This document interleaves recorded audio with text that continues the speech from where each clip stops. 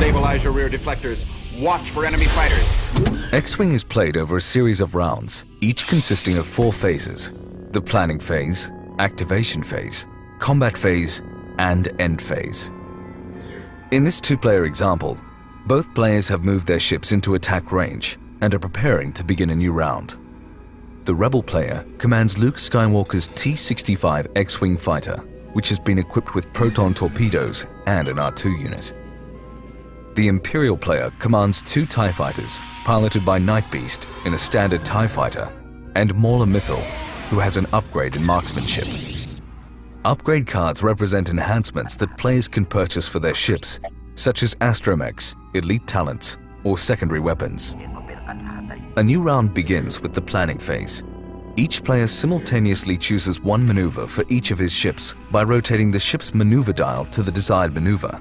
Then, keeping the selection secret from the opponent, the maneuver dial is placed face down next to its ship. Note that each ship type has a unique selection of maneuver choices, reflecting its physical capabilities and restraints. The agile TIE fighter, for example, can make sharp and sudden turns, while the more heavily armored X-Wing cannot. After all ships have been assigned maneuvers, play proceeds to the activation phase. Each ship now moves one at a time in order of pilot skill. Players refer to the pilot's skill number on their ship cards or corresponding ship token and then begin activating maneuvers, starting with the lowest pilot skill. Night Beast, with a pilot skill of 5, goes first. Night Beast turns his dial face up, revealing a bank left maneuver with a speed of 3. The Imperial player then takes the corresponding maneuver template and places it between the front guides on the ship's base. Then, he advances Night Beast's TIE fighter to the opposite end of the template. During its activation, each ship has the opportunity to perform one of the actions indicated on its corresponding ship card. Actions add additional tactical layers to combat.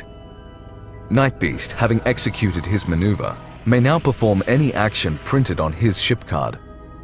The Imperial player decides that Night Beast will perform an evade action, allowing him to cancel one hit rolled by an enemy attacker during the combat phase. The Imperial player places an evade token next to Night Beast's ship. Mauler Mithil has the second lowest pilot skill of 7, so he activates next. The Imperial player reveals a choreographed turn maneuver with a speed of 3. The choreographed turn is a difficult maneuver, indicated by a red arrow on the maneuver dial.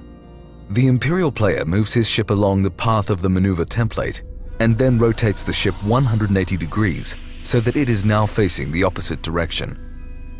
After a ship executes a red maneuver, a stress token is placed near the ship. Ships with stress tokens cannot perform actions or execute difficult maneuvers until the stress token is removed. Luke Skywalker, with a pilot skill of 8, activates last. Luke has one stress token from a previous round, which can only be removed by performing a green maneuver. The Rebel player has chosen to perform a straight green maneuver with a speed of 2. Luke's X-Wing follows the path of the corresponding template and then immediately removes one stress token from his ship. With the stress token removed, Luke can now perform an action. The Rebel player chooses a focus action and places a focus token next to Luke's ship.